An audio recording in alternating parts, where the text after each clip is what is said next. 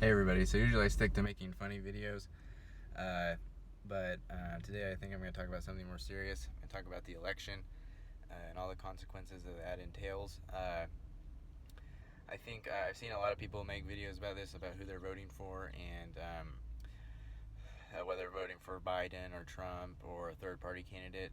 None of them really sum up how I feel about the situation, so I thought I'd give you a sneak peek into my rationale behind who I'm going to vote for. I will be casting my vote for Donald Trump on November 3rd, and I know that's going to make a lot of people mad, and I might lose some Facebook friends over it, but I don't really care. What I'm going to say needs to be said. I'm going to vote for Trump because he has improved American lives, he's created great foreign policy, and he presided over one of the best economies in my lifetime. But that's not the primary reason I'm voting for Trump. I get that people think that Biden is this nice guy, and I think that's the crux of the issue here. I think Biden is a nice guy, but he's not a good man. I think that Trump isn't a nice man, but he's a good man. And what I mean by that is that whenever I hang out with people and the friends that I choose, I like for people to show me who they really are. You can be nice, you can be seem to be a good person on the surface, and try and treat people with respect when you're in public and everything. But when your actions betray your true intentions, then I think that's kind of shows you what kind of person you really are. And I think that Trump shows us every day what kind of person he is. I think that he's brash sometimes, he's rude, he's inappropriate, and sometimes he says things on Twitter that just don't make any sense at all. But he shows us who he truly is, and he takes good actions. Biden, on the other hand, he says all the right things whenever he can get a coherent sentence out, that is, and or when he's not talking about corn pop. But he says all the right things. He's the career politician that tries to look perfect and polished. But I don't think the American people want perfect and polished. They want raw. They want people to be honest with them, and that's exactly what Trump does. That's not the primary reason I'm voting for Trump either. The main reason that holds primacy over the others that I'm voting for Trump in November is that Donald Trump represents an idea. And no, not in the sense that Antifa is an idea, like Biden said, but an idea in the sense that he represents the values that America was founded on. He represents the idea of freedom and standing up to those who think that they can rule over us, like Hollywood celebrities, media oligarchs, and the media entertainment industrial complex. I can thank Steven Crowder for that one.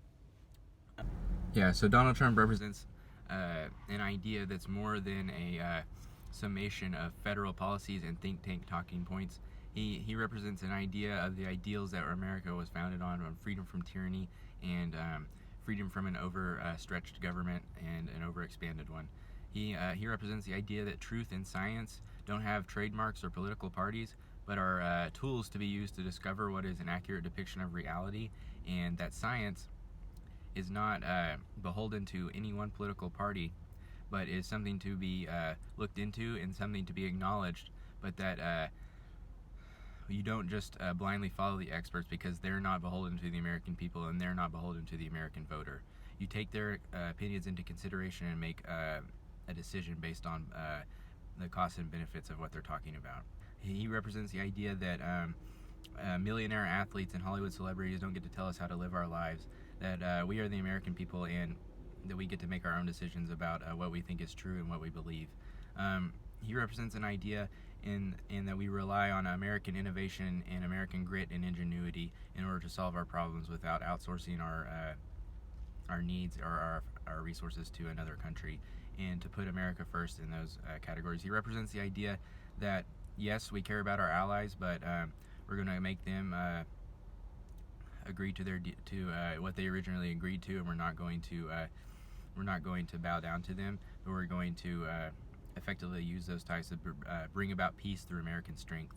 Finally, Donald Trump represents hope. He represents hope in that America is not a finished product, but we're a democracy.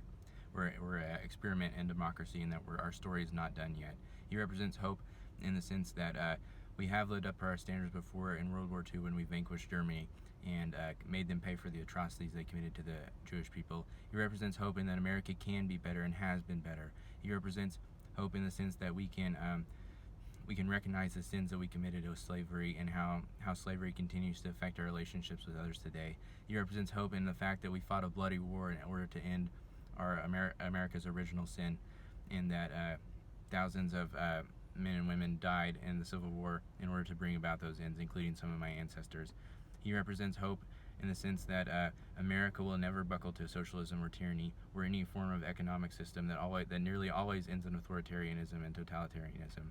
He represents hope in the sense that the average everyday American has a voice, and that we are not beholden to what millionaire athletes, celebrities, or celebrity journalists try and force their view on us. He's a voice for those that don't have a platform to speak their minds, and I thank him for that. Finally, Mr. President, if you ever see this video, I'd like to say thank you, and that you're an inspiration to many people and a strength to many more. Tonight at the debate, let Joe Biden's lies come to fruition, because sometimes silence speaks volumes and allows falsehoods to be exposed and truth to be revealed.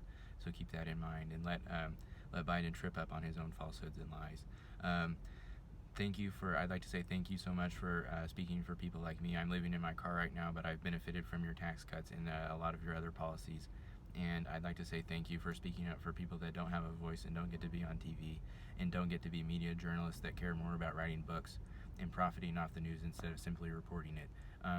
I'd like to say thank you for standing up for what I believe, and for using your position of power for good. And if you ever see this video, I'd just like to say thank you again, and God bless you, sir.